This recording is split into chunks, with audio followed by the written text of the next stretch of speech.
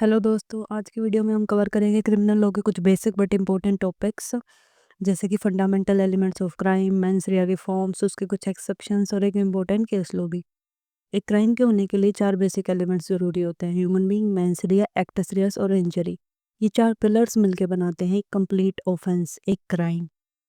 सबसे पहला element of crime है ह्यूमन बीइंग। क्राइम सिर्फ इंसान ही कमिट कर सकता है, कोई एनिमल या मशीन नहीं। इंसान का लीगल ऑब्लिगेशन के अंडर होना ज़रूरी है, यानी उसे पता हो कि क्या सही है और क्या गलत। उसका फिजिकली और मेंटली फिट होना भी इम्पोर्टेंट है, तभी तभी उसे क्रिमिनली पनिश किया जा सकता है।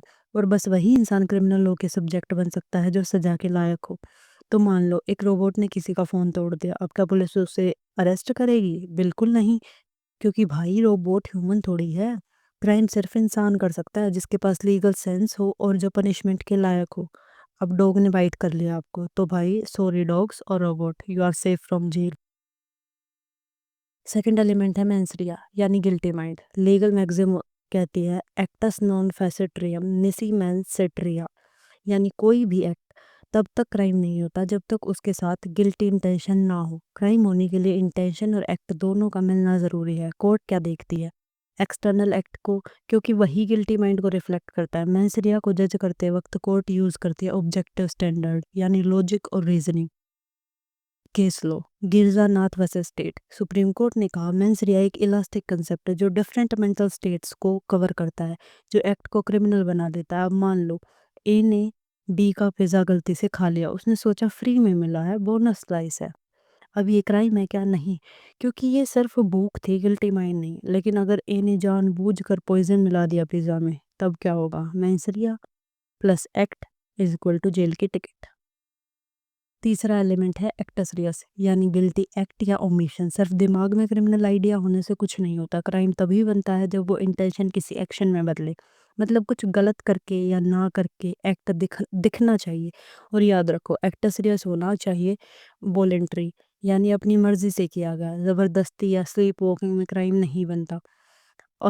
और अगर किसी ने लीगल ड्यूटी होने के बावजूद भी कुछ नहीं किया तो वो भी क्राइम बन सकता है। जैसे पेरेंट बच्चे को भूखा छोड़ दे, दैट्स ओमिशन। अब मान लो ए ने अपने दिमाग में प्लान बनाया कि बी को सबक सिखाना है और फिर उसने बी के पिज़्ज़ा में स्लो पॉइजन मिला दिया, तो भाई ये है एक्टस रियस, एक ऐसा विजिबल इलीगल एक्ट जो गिल्टी माइंड के साथ मिलकर क्राइम बनता है। और अगर सिर्फ दिमाग में प्लान बना के रह जाता बिना कुछ किए, तो सिर्फ मेंस rea होती, क्राइम नहीं बनता, वो सिर्फ उसकी इंटेंशन को शो करता। और ट्विस्ट सुनो, अगर ए ने ये पॉइजन अपने इनोसेंट छोटे भाई से मिला दिया बिना बताए, तो भी पूरा काम ए के नाम पे ही जाएगा, क्योंकि एक्ट का मास्टरमाइंड वही था। क्योंकि छोटा भाई है, उसके पास सेंस नहीं है कि ये सही है या गलत है।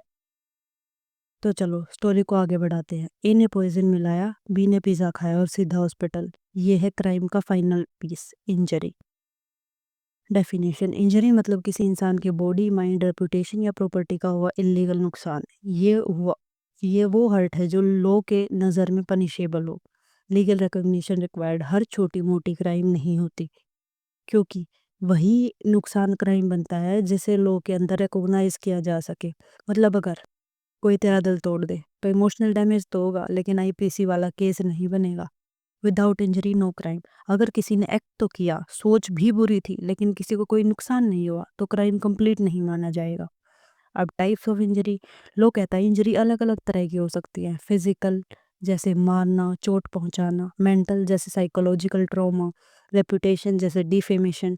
प्रॉपर्टी जैसे थेफ्ट या डैमेज। लीगल राइट जैसे किसी का फंडामेंटल राइट तोड़ देना। IPC section 44।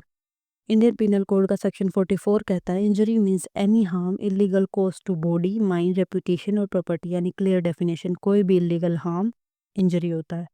Essential for completion of crime, तो भाई injury is the final nail in the coffin. जब गिल्टी माइंड हो, साथ में गिल्टी एक्ट से रियल हार्म होता है, तभी पूरा क्राइम कंप्लीट माना जाता है। सो एक ही पिज्जा स्टोरी के साथ क्राइम कंप्लीट, जेल कंफर्म्ड। अब आते हैं मेंस rea के 3 फॉर्म्स पे, क्योंकि भाई हर गिल्टी माइंड एक जैसा नहीं होता। चलो देखते हैं क्या क्या सोचता है एक क्रिमिनल दिमाग। First, intention. सबसे पहला और सबसे डेंजरस दिमाग ये होता है पूरा सोच समझ के प्लान बनाना। जब किसी ने काम किया स्पेशली किसी रिजल्ट को अचीव करने के लिए, एग्जाम्पल ए ने बी को मारने के लिए पिज्जे में पॉइजन मिलाया, पर पिज्ज़ा गलती से सी ने खा लिया और वो मर गया। तो भी ए ही गिल्टी है, क्योंकि इंटेंशन तो मारने की ही थी। चाहे बी मरे या सी, लो के लिए इंटेंशन ही काफ़ी है। ये छोटी है स्पेसिफिक, ये होती है स्पेसिफिक वर्सेस जेनरिक इंटेंशन का गेम। Second, negligence. अरे ये तो केयरलेस क्रिमिनल्स का जोन है।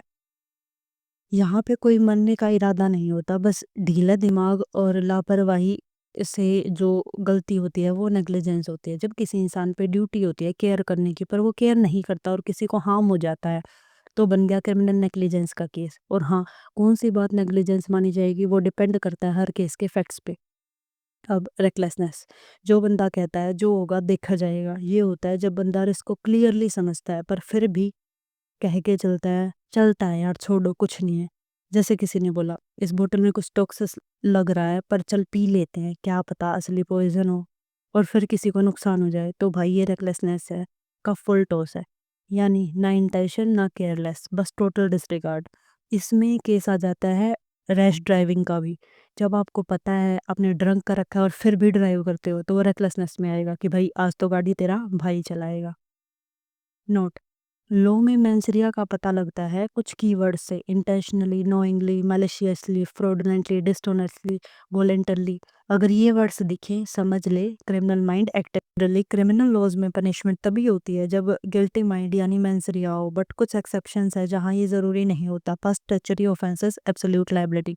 कुछ लॉज पब्लिक सेफ्टी के लिए बनाए जाते हैं जिसमें मेंसरिया की रिक्वायरमेंट होती ही नहीं, जैसे public health rules, food and drug control, licenses for shop, hotels, chemist, motor vehicles act, arms act और इवन सेडिशन जैसे ऑफेंसेस। सेकंड, पेटी ऑफेंसेस, माइनर पेनल्टी। जहां ऑफेंस छोटा होता है और फाइन भी माइनर, वहां मेंसरिया प्रूव करना टाइम वेस्ट माना जाता है, तो लॉ अलो करता है बिना गिल्टी माइंड के punishment. Third, strict liability for public safety. अगर पब्लिक न्यूसेंस या हार्म होता है तो इंटेंशन मैटर नहीं करती, बस डैमेज हुआ हो तो लायबिलिटी फिक्स है। Fourth, ignorance of law is no excuse. और एक famous maxim, ignorantia juris non excusat, यानी लो ना पता होना कोई एक्सक्यूज नहीं है। अगर आपने रूल वोलेट किया, चाहे जान के या अनजाने में, आप लाइबल हो। सो याद रखो, हर बार इंटेंशन की जरूरत नहीं होती, कभी कभी लॉ सिर्फ रिजल्ट पे फोकस करता है। अब सुनो एक important case, state of Maharashtra versus miss syndicate transport 1964। ये केस एक बड़ा सवाल उठाता है, क्या एक कंपनी भी क्राइम के लिए गिल्टी हो सकती है? मतलब अगर गलती एक आदमी करे तो उसकी कंपनी को भी सजा मिलेगी? कोर्ट ने बोला डिपेंड करता है। कंपनी तभी क्रिमिनल लायबल मानी जाएगी, फर्स्ट, कंप्लेन या चार्ज शीट से ये पता चले कि काम हुआ वो एक्चुअल में क्राइम था। सेकंड, जो बंदा काम कर रहा था उसकी पोजीशन और अथॉरिटी कंपनी के अंदर स्ट्रॉन्ग थी। और सबसे इंपॉर्टेंट, कंपनी ने खुद इनडायरेक्टली या डायरेक्टली उस एक्ट को सपोर्ट या इंटेंड किया हो।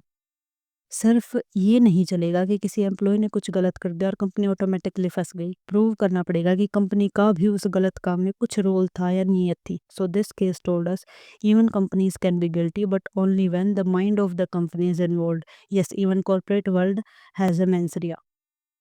क्राइम के 4 एलिमेंट समझो, कंफ्यूज मत रहो, वरना कोर्ट में एक्टसरियस और मेंसरिया में दोनों में कंफ्यूज हो जाओगे। अगर वीडियो पसंद आया हो लाइक करो, शेयर करो, सब्सक्राइब करो, कमेंट करो, अपना फेवरेट एलिमेंट बताओ ताकि उनका भी क्रिमिनल लॉ कंसेप्ट सॉलिड हो जाए। अपने फ्रेंड्स के साथ शेयर करो। मिलते हैं नेक्स्ट वीडियो में एक नए टॉपिक के साथ, तब तक के लिए स्टे लीगली क्यूरियस।